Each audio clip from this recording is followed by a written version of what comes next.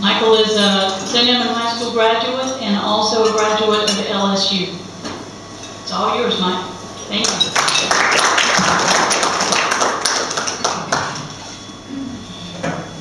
Like Ms. Leslie said, I'm Southern District Sales Manager for Horizon Ag. A couple things I want to do before I get to the Horizon Ag. I want to back up and kind of look at the history of the rice industry, how it came to Southwest Louisiana, then go into Horizon Ag and then look at the economic impact of the industry to the U.S. A lot of you know that rice is a very important part of the Louisiana economy, but what you may not know is that rice, when it came to the United States, actually first started in South Carolina. It was brought or first cultivated by Dr. Henry Woodard near Charleston, South Carolina. He received seeds from Madagascar. There was a lot of struggle getting things going at first, and they were mainly just growing rice, using it to pay rent to the British proprietaries. But then Peter Terroir developed an engine that would remove the rice hulls, and they were able to start exporting brown rice to other countries. Once they were able to export, rice production really began to take off. But the farmers in the Carolinas had a hard time finding labor, so they started getting slave labor in Africa. The slave labor that came over from Africa came from a part of Africa that was already producing rice. The slave labor actually helped the growers in Carolina to improve their production practices because they already knew how to grow rice.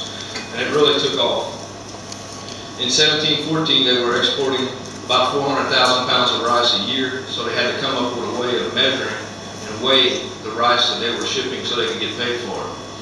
The rice was being shipped in barrels on ships across the Atlantic Ocean, and those barrels held 162 pounds of rice, and that's how the barrel became about. And we still use it in South Louisiana today to measure our yields in barrels per acre. Once they started exporting weighing rice, production grew to 20 million pounds by 1720. Then they realized they could use the tidal flow from the Atlantic Ocean to help flood their rice fields. Mr. Johnstone devised a gate system that they could capture fresh water when the tide came up. The gates would open when the tide would go out, the gates would close. They used that fresh water to improve their production and help increase their yields. Mr. Jonathan Lucas developed the first mill. It was just powered by the tide, and it would mill 100 barrels a day.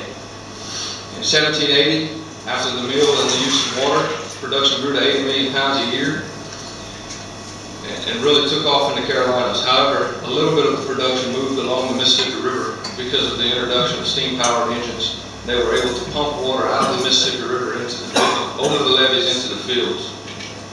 But then the Civil War came, the end of slavery, and the lack of available capital, and the rice industry almost came to an end in the United States. Oh, thank you. Shortly thereafter, the railroad was completed from New Orleans westward, and a lot of the railroad agents that were working on the railroad realized that Southwest Louisiana had a lot of prairie land that was good for production. A lot of Midwest grain farmers came down with the railroad agents and bought land for very cheap and started trying to grow corn and wheat. But they quickly realized that our sandy soils on the prairie were not suitable for corn and wheat, so they changed their production to rice. Then Seaman A. Knapp came from Iowa State as a farm specialist. He was a consultant that helped farmers improve their production, worked on new technology, and helped them increase their yields. The farmers were using a lot of steam-powered equipment that they brought down from the Midwest that was really for wheat and corn. They adapted it for rice, but it wasn't working very efficiently. So William A. Deering and Company, which we know as John Deere today, manufactured the first rice harvester for rice. Once this was developed, production again took a large increase. All the rice that was being produced was harvested and being railed to New Orleans for mills. However, in 1900, they started building mills in Crowley that they used to mill their rice. And in 1903, we had approximately 375,000 acres in Louisiana and 230,000 in Texas.